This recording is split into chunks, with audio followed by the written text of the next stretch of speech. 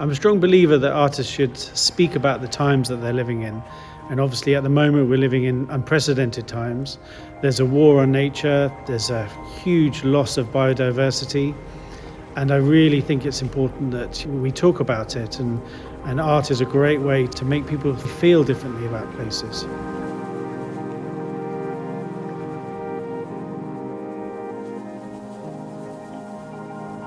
My name's Jason deCaires Taylor. I'm a sculptor and I use my three-dimensional artworks to explore marine environments and use them to highlight issues that reside beneath the surface.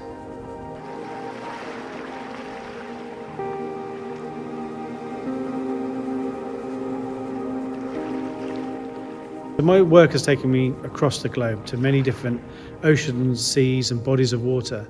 But at the moment my studio is based in the southeast of England, and I'm trying to address a local issue, and that's one of water pollution, and in particular sewage pollution that's taking place all along the coastline, not just here in Kent but throughout the British Isles. The problem we have now here in Kent at the moment is that the water companies are actually discharging raw sewage onto our coastlines directly, which not only has a big impact on public health, but also has a very detrimental effect on marine biodiversity. We need a plan to fix this. It's not going to be fixed overnight. The water crisis is something that affects all of us. It's something that we can all identify with, having feces floating in our seas, having polluted water that harms our health and also the health of the marine life. SOS Whitstable is made up of a group of volunteers who already dedicate much of their time to campaigning on this issue. However, they all have busy lives and jobs and can't be out there every day protesting.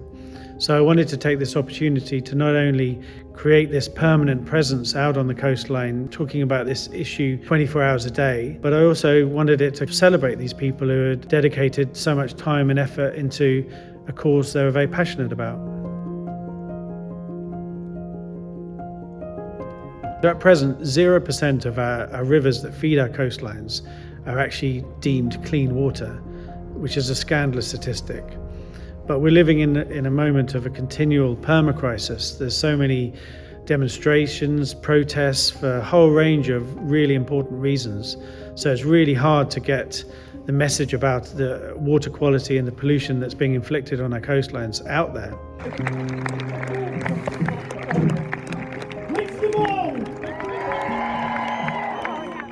We have many conversations with Southern Water. Whether they're listening or not is another question.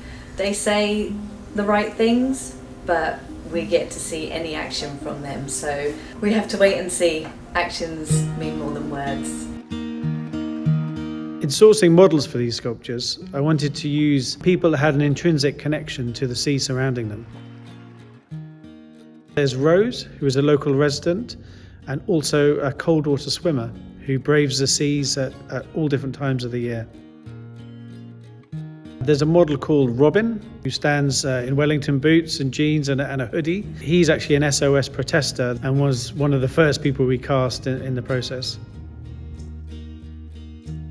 The youngest one is Olive, who's a young primary school child from the Whitstable area, lives very close to the beach, and obviously spends her weekends, playing in the sea and swimming. And so it's really important that I, captured someone from that generation. There's Matt, a kite surfer who's been, a resident for almost 50 years. There's Steve, who's a boat owner and captain, also a fisherman, and he actually takes tourists on excursions of the local coastline.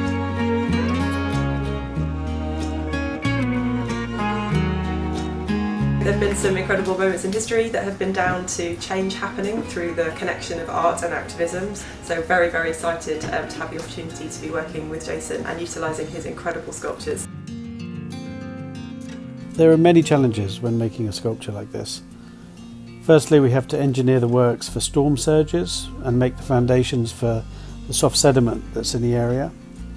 We have to make them from strong materials which are not harmful to the marine environment. Total install weight will be upwards of 3,000 kilos, so we have to work out how to transport and manoeuvre them in a safe and efficient way. And we have to gain permission from the local council. And that's been a real challenge, to make something that's meaningful, that addresses the issue in hand, but it also can be installed safely.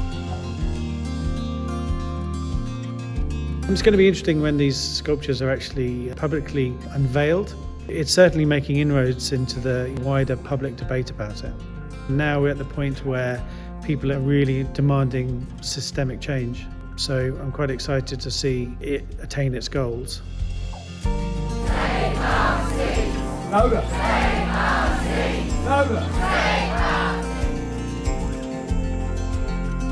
For me, artivism is an act of hope.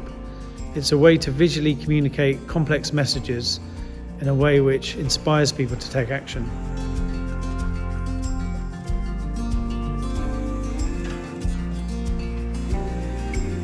This sculpture is also intended to give the local water company, Southern Water, the opportunity to address this problem.